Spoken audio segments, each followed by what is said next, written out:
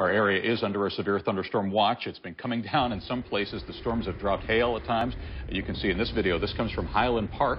Also reports of a lightning strike possibly leading to a house fire. This is an unincorporated Mundelein, a far northern suburb, and then farther north in Gurnee. Also heavy rains today, raising concerns of possible flooding. Mike Kaplan mentioned that earlier. And ABC 7's Ravi Bashwal joining us from there with late developments. Ravi? Well, Alan, this is the situation here in Gurnee. At about noon, the skies here opening up grandly. The rain starting to come down in sheets.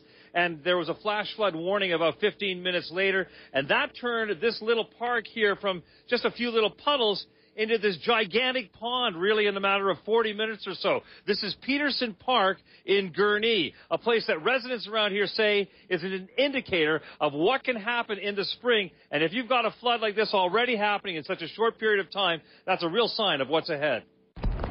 All afternoon, sheets of rain intensifying every 15 minutes or so, occasionally accompanied by hail, drenched the village of Gurnee as officials coordinated an emergency response. Right now we have sandbagging operations going on behind me. We are hoping right now to deliver sandbags to any residents or businesses in the floodplain which wish to use them to block the impending floodwaters. 5,000 sandbags were expected to be filled through the afternoon, following on the 15,000 that were filled here yesterday.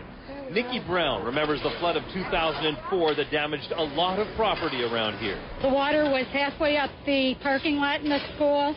Everyone had to get tetanus shots. The National Guard, I believe, was out here. Gurnee Elementary, now empty, sits in the Des Plaines River floodplain. It is soon to be demolished as Lake County takes over the property. Earlier, it was used as a staging area for volunteers before the rain forced them into this nearby public works facility. I remember a couple of years ago trying to save the school, and I mean, there were walls of sandbags, and the whole community came around. It makes me proud to be in this community. County officials say the river sits at about 7 feet right now, and when the flood stage reaches about 8.5 feet, people's homes might soon be threatened. Despite the ferocity of the downpour today, that level of trouble is not expected. We're thinking it'll be a moderate stage flood. That'll probably be about 10 to 20 structures will actually be in the floodplain. There won't be any damage to Great America or Gurnee Mills or Keyline Pillar or anything like that.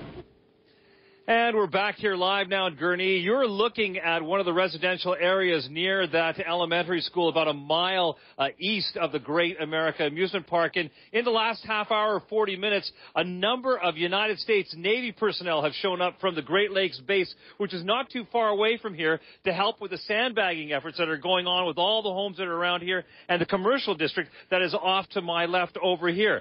As I said earlier, this pond is something to watch for. If it starts to really expand going in towards the parking lot just over there, you know that you're going to have a very big problem for the houses that just sit on the other side of that parking lot and a whole range of residential communities.